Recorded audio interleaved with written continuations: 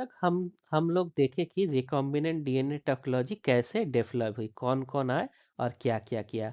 अब इस टेक्नोलॉजी का बेसिक प्रिंसिपल क्या है उसको समझते हैं। मतलब साइंस कैसे काम करता है। तो रिकॉम्बिनेंट डीएनए टेक्नोलॉजी का प्रिंसिपल तीन सिंपल स्टेप पे डिपेंड करता है। अगर आप ये तीनों चीजें समझ गए तो आप समझ लीजिए इसके आप मास्टर बन जाएंगे। तो पहला प्रिंसिपल क्या है? Cutting DNA at a specific site. फिर कह रहे हैं कि अगर आपको कोई जीन निकालना हो तो सबसे पहला दिक्कत क्या आता है कि सही साइट पर उसको काट सके। मान लीजिए ये लंबा डीएनए है, डबल हेलिक्स है। अब आपका जीन कहाँ पे है? इस जगह पे है। इस जगह पे आपका जीन है। तो आप कहाँ काटेंगे? यहाँ पे काटेंगे? यहाँ पे काटेंगे? नहीं, आप चाहेंगे कि यहाँ पे कट किया जाए और आपका पूरा जीन आ जाए। तो ये कट करने का काम कौन करता है? Restriction enzyme. तो पहला प्रिंसिपल क्या है? Cutting DNA at a specific site. अगर स्पेसिफिक साइट पे हम काट ही नहीं पाए तो हम आगे बढ़ ही नहीं सकते। तो सबसे पहला कॉन्सेप्ट क्या है? सही जगह को, डीएनए सही जगह पे कट जाना। और और इसका काम कौन करता है? Restriction enzyme. इसको हम लोग ऐसे भी समझ सकते हैं। मान लीजिए आपको एक बुक में कोई चैप्टर है जिसकी फोटोकॉपी करनी है, तो आप क्या करेंगे? बुक को फाड़ेंगे? नहीं, आप उस चैप्टर का जो हिस्सा है उसको बस कॉपी करेंगे, उसको अलग करके दुकानदार को देंगे और वो फोटोकॉपी निकालेगा। तो यही रेस्ट्रिक्शन एंजाइम करता था कि उस खास जगह को काट के डीएनए निकाल देगा। अब आता है जो डीएनए फ्रैगमेंट्स आप निकाल दिए, ये डीएनए फ्रैगमेंट्स डायरेक्ट हम बैक्टीरिया में नहीं डाल सकते। इसको किसी और डीएनए के साथ जोड़ के फिर डाला जाता है जो बैक्टीरिया में क्या करे। जैसे हम लोग अभी देखे थे कि ह्यूमन जीन को किसके साथ ऐड किया गया था? बैक्टीरिया के प्लाज्मिड था। बैक्टीरिया का प्लाज्मिड क्या होता है? एक एक्स्ट्रा सेलुलर सर्कुलर डीएनए होता है। बैक्टीरिया का सेल होता है जिसमें उसके अंदर अपना जीनोम होता है और एक सर्कुलर डीएनए होता है जिसे हम लोग प्लाज्मिड कहते हैं। तो इसी प्लाज्मिड के साथ आपका मान लीजिए ये जीन आ गया, तो इस जीन को अब इस प्लाज्मिड से जोड़ देंगे। तो ये प्लाज्मिड को भी बाहर निकाला जाता है और फिर इसको काट के इन दोनों को साथ में जोड़ दिया गया है। तो सेकंड क्या है प्रिंसिपल? इसमें क्या है कि एक ज्वाइनिंग, दो अलग अलग ऑर्गेनिज्म के डीएनए को जोड़ना। इस जोड़ने का काम कौन करता है? डीएनए लाइगेज करता है। इसका काम होता है दोनों को जोड़ना। जैसे कभी घर में तार टूट जाए इलेक्ट्रिसिटी का, तो इलेक्ट्रिशियन आके क्या करता है? दो अलग अलग तार को जोड़ देता है। तो उसी तरह मॉलिक्यूलर बायोलॉजी का इलेक्ट्रिशियन कौन है? डीएनए लाइगेज, जो दो अलग अलग डीएनए को जोड़ सकता है। तीसरा और सबसे इंपॉर्टेंट प्रिंसिपल है फॉरेन डीएनए को होस्ट सेल के अंदर जिंदा रखना और काम कराना। मान लीजिए ये बन गया, फिर इसको फिर बैक्टीरिया के अंदर डालेंगे तो वो काम करेगा? नहीं करेगा, ये बहुत मुश्किल काम है। तो तीसरा स्टेप क्या होता है? इसको मेंटेन रखना कि ये होस्ट के अंदर काम करे। तो होस्ट मोस्टली कौन होता है? इकोलाई बैक्टीरिया होता है। यहाँ काम करने से क्या मतलब है? काम करने का मतलब है ये रिप्लिकेट करके इसका नंबर बढ़े। जो हम लोग डाले, तो एक डाले थे, ये अगर रिप्लिकेट करने लगा तो कितना बन जाएगा? 100, 200, 400, 50 ऐसे बढ़ जाएगा। और जितना बढ़ेगा, जब इसका एक्सप्रेशन होगा तो उतना ज़्यादा हमको प्रोटीन मिल जाएगा। तो जैसे एक फैक्ट्री को डिज़ाइन किया जाता है, उसी तरह डीएनए रिकॉम्बिनेंट टेक्नोलॉजी भी ये क्या है? फैक्ट्री है, जिसके क्या है? तीन मेजर प्रिंसिपल्स है।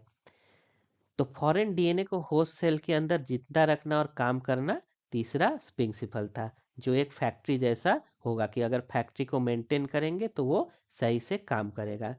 फिर आता है बेसिक रिक्वायरमेंट। क्या टूल्स है? तो बेसिक रिक्वायरमेंट को टूल्स कहते हैं।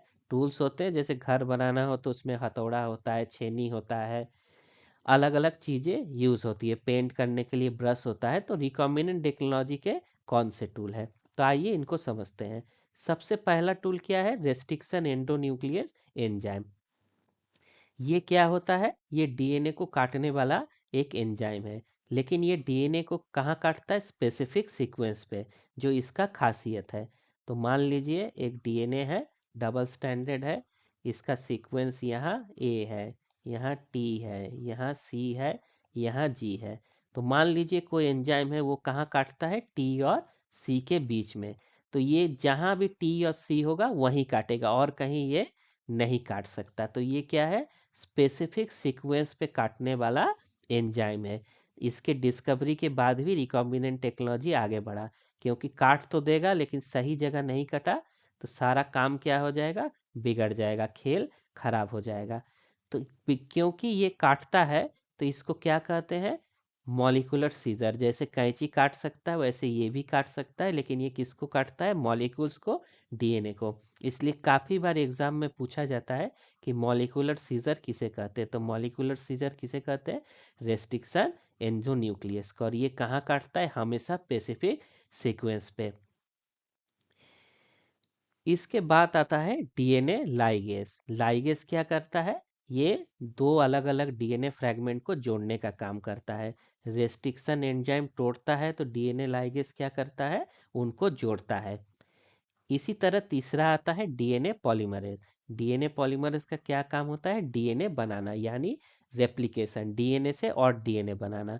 तो बैक्टीरिया के अंदर डाल दिए, अगर वो रेप्लिकेट करेगा तो उससे और बनेगा। तो इसके लिए किसका जरूरत है, डीएनए पॉलीमरेज का। जैसे फोटोकॉपी मशीन होता है, उसमें आप डाल दे तो कई कॉपी बना जाता है। तो ये फोटोकॉपी मशीन सेल का क्या है, डीएनए पॉलीमरेज। एक और एंजाइम होता है जिसका नाम है रिवर्स ट्रांसक्रिप्टेज। ये क्या करता है, ये डीएनए बनाता है किससे, आरएनए से। और इस डीएनए को क्या कहते हैं, कॉम्प्लीमेंट्री डीएनए, क्योंकि ये आरएनए से बनता है। तो रिकॉम्बिनेंट डीएनए टेक्नोलॉजी में इसका भी काफी इंपॉर्टेंट रोल होता है, इसको आगे समझेंगे। रिवर्स ट्रांसक्रिप्शन भी एग्जाम पॉइंट ऑफ व्यू से बहुत इंपॉर्टेंट है। पूछा जाता है कौन सा एंजाइम है जो आरएनए से डीएनए बना सकता है, तो वो कौन है, रिवर्स ट्रांसक्रिप्टेज। तो रिकॉम्बिनेंट डीएनए टेक्नोलॉजी का प्रिंसिपल क्या है, डीएनए को कट करना, कौन करता है, रेस्ट्रिक्शन एंडोन्यूक्लियस। फिर जोड़ना, कौन जोड़ता है, डीएनए लाइगेज। और होस्ट के अंदर इसको एक्सप्रेस कराना, जिसमें कौन मदद करता है, डीएनए पॉलीमरेज। तो क्या होता है जब हम किसी चीज को समझ लेते हैं तो वो चीज हमें क्या लगती है, इंटरेस्टिंग लगती है। और क्या होगा अगर किसी चीज को हम समझ नहीं पाते हैं, जब हम समझ नहीं पाते तो वो हमको क्या लगता है, कठिन लगता है, और वो इंटरेस्ट नहीं आता है। तो हाई होप कि आपको ये समझ में आ रहा होगा। समझ में आ रहा है तो आपको इस पढ़ने में भी इंटरेस्टिंग लगेगा और आगे के स्टेप समझने में भी। अब तक हम लोग क्या पढ़ चुके हैं, अब तक हमने देखा कि डीएनए को कट किया जाता है फिर जोड़ा जाता है। लेकिन एक सवाल रह गया, ये जो डीएनए है ये अपने जगह तक सेल में कैसे पहुंचेगा, जिसके अंदर बैक्टीरिया में भेजना है उसको भेजते कैसे है। डीएनए तो खुद चल के नहीं जाने वाला। तो इसका सल्यूशन क्या होता है, क्लोनिंग वेक्टर्स। तो आप समझेंगे क्लोनिंग वेक्टर्स क्या होता है।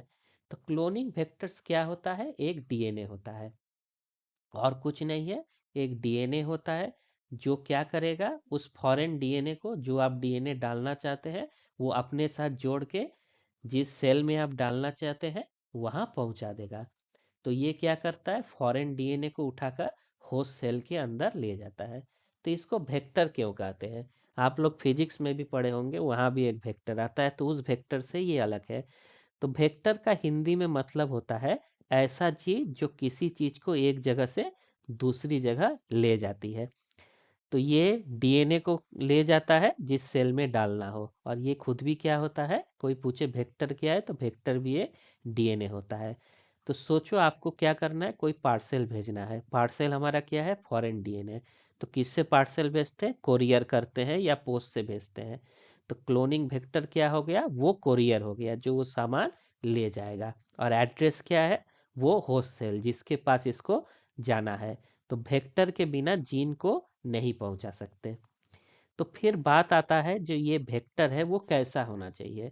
अगर आप मान लीजिए कहीं सामान भेजना हो, मान लीजिए रक्षाबंधन आ रहा है, राखी भेजना हो, और रक्षाबंधन के 4 दिन बाद वो राखी पहुंचे, तब काम आएगा, नहीं काम आएगा। तो हमको ऐसे वेक्टर चुनने चाहिए जो फास्ट हो और अच्छी तरह से काम करे।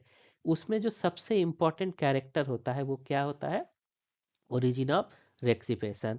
ये सबसे पहली और सबसे इम्पोर्टेंट चीज है। तो ओरी इसको शॉर्ट में और ओरी भी कहते हैं। तो ओरी क्या इंश्योर करता है कि वेक्टर जो ये डीएनए ले जा रहा है ये होस्ट के अंदर जाए। तो चला तो गया होस्ट के अंदर, फिर क्या करे, बैठा रहे पड़ा रहे कुछ ना करे, वो क्या करे, रेप्लिकेशन करे और कई सारे कॉपी बनाए, जिससे बहुत ज़्यादा प्रोडक्ट हमारा प्रोटीन या कोई भी चीज़ बनना हो वो ज़्यादा बने, रेप्लिकेट हो सके। तो इसमें क्या होना चाहिए, इसमें खुद का ओरिजिनल रेप्लिकेशन होना चाहिए कि ये जाए और ज़बरदस्त रेप्लिकेशन करे। जैसे मान लीजिए कोई फोटोकॉपी मशीन है, उसमें आप अपना जिसको कॉपी कराना है सब डाल दिए, फिर क्या हुआ, कॉपी हो जाएगा, नहीं होगा। कॉपी कब होता है, जब वो दुकानदार उसको स्टार्ट बटन दबाता है, कुछ सेटिंग करता है, तुरंत निकलने लगता है। अगर आपको दे दिया जाए, आपको पता ना हो, तो वो नहीं चल पाएगा। तो इसी तरह ओरिजिनल रेप्लिकेशन के बिना वो दूसरे सेल में जाके कुछ कर ही नहीं पाएगा, रेप्लिकेट ही नहीं होगा। तो सबसे पहला इंपॉर्टेंट चीज क्या हो गया, हमको क्या चाहिए, ओरिजिनल रेप्लिकेशन। दूसरा चीज होता है सिलेक्टेबल मार्कर जीन।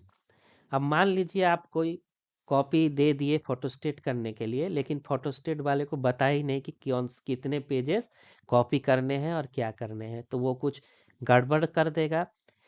तो जो जीन्स हम उसमें ऐड किए, वेक्टर में ऐड किए, वो बैक्टीरिया में जा भी रहा है कि नहीं, ये भी तो हमको नहीं पता है। पता चला आधा गया आधा नहीं गया।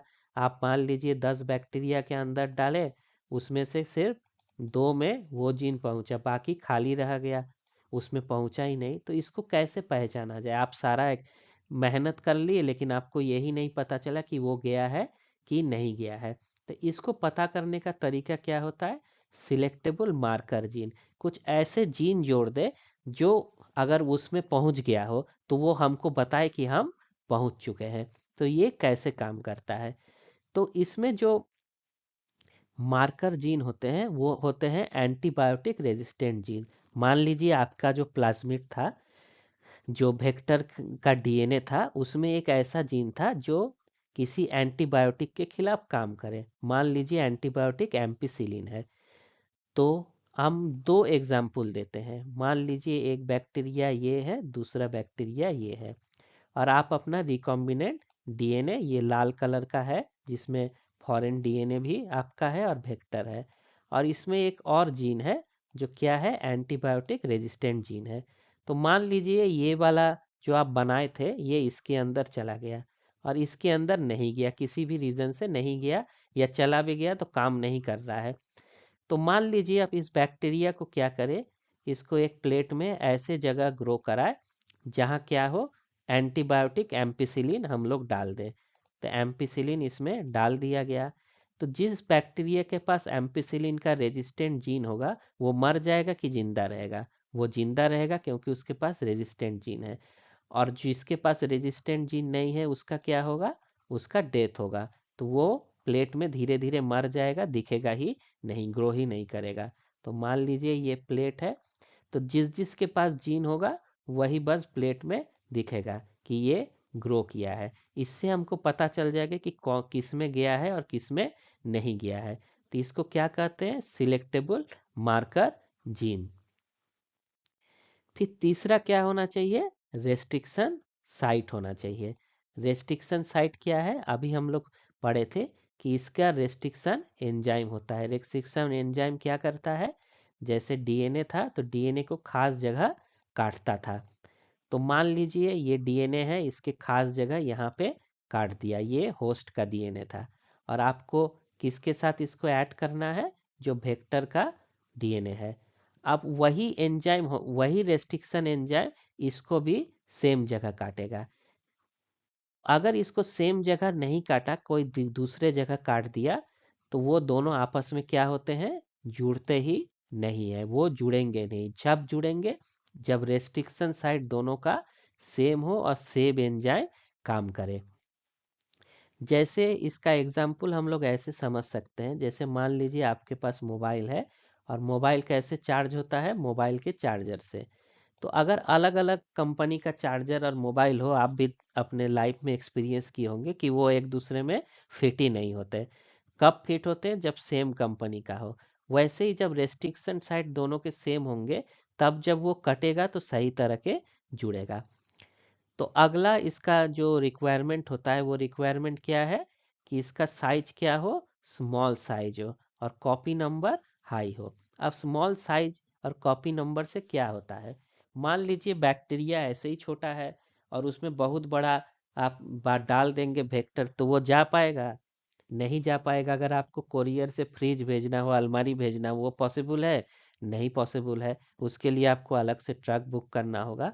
तो जो क्लोनिंग वेक्टर होता है उसका साइज एक फिक्स होता है, एक साइज के बाद वो नहीं ला सकता, इसीलिए जितना छोटा उतना आसानी से।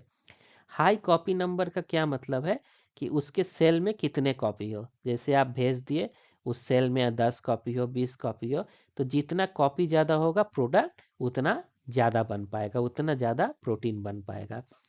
तो इसके कॉमन प्लाज्मिड क्या है, PBr322, PUC19 जो प्लाज्मिड होते हैं। एक बैक्टीरियोफेज होता है, लैम्डा फेज, उसका भी यूज़ किया जाता है।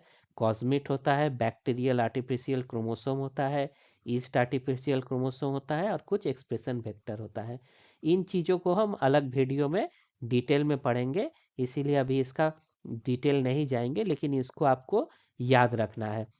ये एग्जाम में पूछे जाते हैं कि कौन कौन से वेक्टर्स होते हैं। अब तीसरा क्या आता है, वेक्टर्स का हो गया। अब इसको भेजेंगे कहाँ, होस्ट ऑर्गेनिज्म, किसके अंदर डालते हैं? तो मोस्टली जो रिकॉम्बिनेंट टेक्नोलॉजी होता है उसका सबसे कॉमन होस्ट कौन होता है, एस्चेरिशिया कोलाई, जो एक बैक्टीरिया है, ई कोलाई भी इसको कहते हैं। इसके अलावा और कौन है, yeast, Saccharomyces cerevisiae. Yeast mostly eukaryotic expression में मदद करता है, इसका प्रोटीन प्रोसेसिंग ज़्यादा होता है। जब इनके बारे में पढ़ेंगे तो इसको डिटेल में समझेंगे। अगर ट्रांसजेनिक प्लांट बनाना हो तो प्लांट सेल का यूज़ करते हैं, जैसे बीटी कॉटन में हुआ था। और अगर ह्यूमन लैग प्रोटीन को प्रोसेस करना हो तब एनिमल सेल लाइंस का यूज़ होता है। इनको अलग वीडियो में हम लोग डिटेल में समझेंगे। तो क्लोनिंग वेक्टर क्या होता है, तो क्लोनिंग वेक्टर क्या था, एक डीएनए है जो आपका जो डीएनए होगा उसको पहुंचाने में मदद करेगा और अंदर जाके क्या करेगा, रेप्लिकेट करेगा और एक्सप्रेस करेगा। इसलिए याद क्या रखना है, जीन हो या प्रोटीन, डिलीवरी के बिना कुछ पॉसिबल नहीं है। और उस डिलीवरी का क्या नाम है, क्लोनिंग वेक्टर।